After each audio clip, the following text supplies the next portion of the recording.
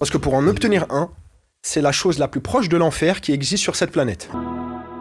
Bon les gars, promis, on y arrive presque. Le dernier obstacle pour avoir mes papiers, c'était pas de retrouver mon passeport. Ça, c'est un truc que j'ai réussi à faire assez rapidement. La véritable épreuve, c'était d'obtenir un rendez-vous avec le service de la préfecture qui s'occupe de l'accueil des étrangers. Parce que pour en obtenir un, c'est la chose la plus proche de l'enfer qui existe sur cette planète. En gros, tu dois te lever le dimanche ou le samedi, ça dépend des jours, te connecter sur le site entre 9h et 9h30, ça aussi ça dépend, et tu dois réactualiser la page quasiment toutes les 10 secondes pour espérer avoir un rendez-vous qui aura lieu en moyenne un mois après. Et t'as intérêt de faire vite. Parce que dans ce truc-là, t'es pas juste en compétition avec des gens honnêtes qui sont là pour prendre leur rendez-vous.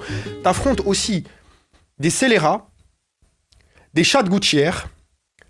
Je sais pas pourquoi je fais le mec poli là tout de suite, des fils de pute qui prennent des rendez-vous pour les revendre au black. Et c'est vraiment très mesquin comme move parce que la plupart des gens qui achètent ces rendez-vous, c'est des gens qui parlent pas bien français, qui sont très vulnérables et qui sont pas au courant que les rendez-vous sont nominatifs. Donc non seulement ils perdent de l'argent, mais en plus de ça, ils risquent de se faire ficher au niveau de la préfecture et ça peut leur causer énormément de problèmes pour leur dossier. Donc si jamais il y a des étrangers qui perdent patience, qui regardent cette vidéo, n'achetez jamais un rendez-vous chez qui que ce soit au black. Faites jamais ça. Parce que la préfecture où je suis enregistré, elle a connu tellement de débordements qu'ils l'ont transformé en Fox River. En gros, à l'entrée, t'as un premier garde qui ouvre l'application mail à ta place pour s'assurer que ta convocation c'est pas un screen ou un fake. T'en as un deuxième juste après qui revérifie bien le mail pour s'en assurer. Et un troisième qui te fouille et vérifie que t'as bien tous les papiers qu'on te demande pour ton rendez-vous. C'est cette triple authentification que je me devais de craquer. Je prends mon premier mail de convocation qui a expiré depuis 2 semaines, ma paire de couilles, et je me dis tu sais quoi, on y va, avec un peu de chance ça va passer. Premier garde, je lui montre mon mail de convocation et il me dit cash.